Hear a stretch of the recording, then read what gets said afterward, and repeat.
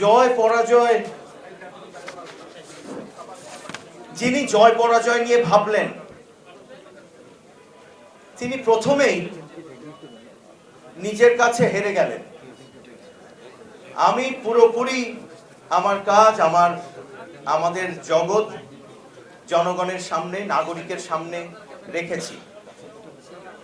যদি নির্বাচন সুষ্ঠু হয়, ইনশাআল্লাহ যেটা হবে বলে আমি বিশ্বাস করতে চাই, তাহলে সেই নির্বাচনে মানুষের ভোটে যে জিতবে তাকেই আমি সাধুবাদ দেব।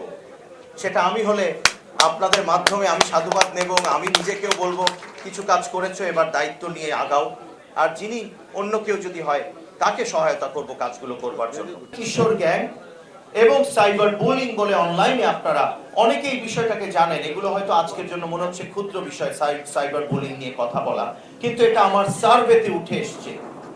মেয়েদের একটা বড় কনসার্ন সাইবার বুলিং, কিন্তু আমাদের এই ডিজিটাল লিটারেসি বা ডিজিটাল সাক্ষরতা নিয়ে অনেক ইনস্টিটিউশন সরকারের বিভিন্ন অংশেও তৈরি আছে, মানে বিভিন্ন প্রতিষ্ঠান, কিন্তু আসল কাজ হচ্ছে না। এই ব্যাপারগুলো আমার মনে হয় লোকালিও কোনো না কোনো ভাবে আমাদের দেখা দরকার।